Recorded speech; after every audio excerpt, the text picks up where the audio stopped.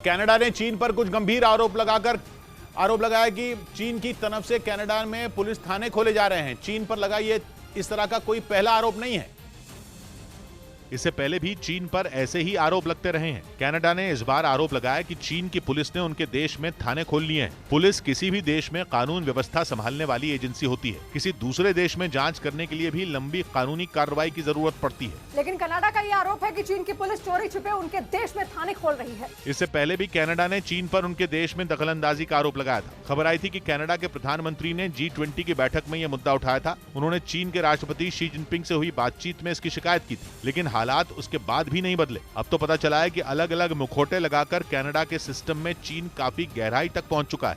और ऐसी शिकायत इससे पहले हॉलैंड और अमेरिका भी कर चुके हैं। दोनों देशों ने आरोप लगाया था कि चीन की पुलिस उनके देश में थाने खोल रही है, जिसका मकसद उनके देश में कोई साजिश रचना हो सकता है। अमेरिका और हॉलैंड की तरफ से यह बात कई बार कही जा चुकी है। दावा किया गया था कि चीन से आकर बसे लोगों को धमकाने के लिए ये थाने खोले गए थे। आरोप लगाए गए थे कि दूसरे देशों में बसे चीन के नागरिकों की निगरानी की जा रही है, यहाँ तक कि उनके जरिए किसी बड़ी साजिश को अंजाम देने की योजना भी हो सकती है। लेकिन चीन ने 2 महीने पहले ऐसी शिकायतों पर सफाई दी थी। चीन ने कहा था कि उसने पुलिस थाने नहीं खोले हैं, बल्कि कुछ हेल्पलाइन सेंटर खोले हैं। चीन के मुताबिक इनका मकसद केवल वहां रहने वाले चीन के लोगों की मदद करना है। हालांकि इन सेंटरों के जो काम चीन ने बताए, वही काम हर देश का दूतावास भी करता है। इसीलिए सवाल उठने लगा, जब चीन के दूतावास पहले से चल रहे हैं तो फिर हेल्पलाइन सेंटर खोलने की जरूरत क्यों पड़ी।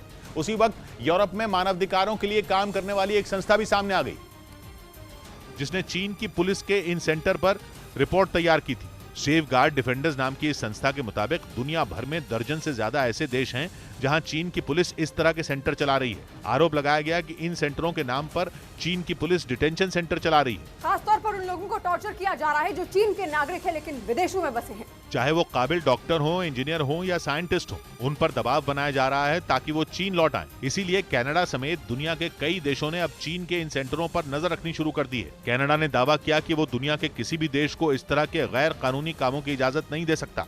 इस बीच उत्तर प्रदेश के इटावा से हैरान कर देने वाला एक वीडियो सामने आया, जहां जन्मदिन के जश्न के दौरान एक लड़का पिस्तौल से हवा में फायरिंग करता दिखा। ये घटना 4 दिन पुरानी बताई जा रही है, जिसमें वो लड़का आसमान में ताबड़तोड़ फायरिंग करता नजर आया। इस घटना का जो वीडियो सामने आया, उसमें कुछ लोग गाड़ी के बोनेट पर केक काटते दिखाई दिए। जैसे ही केक काटा गया, पीछे खड़े लड़के ने हवा में पिस्तौल से गोली दाग दी।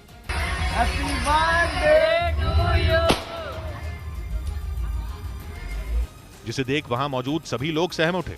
इस दौरान उस लड़के ने वहां खड़ी महिला से भी फायरिंग करने के लिए कहा, लेकिन महिला ने मना कर दिया। हालांकि वो लड़का नहीं माना और उसने आसमान में कई गोलियां दागी। इसके बाद उसके दोस्त ने भी हवा में फायरिंग की।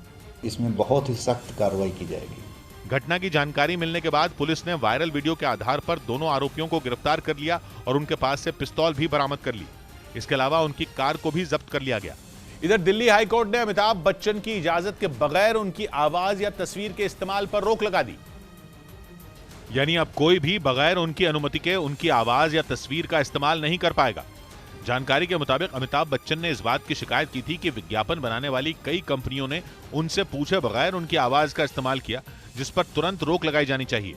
जिसके बाद दिल्ली हाई कोर्ट ने उनकी इस मांग को सही ठहराते हुए यह फैसला लिया।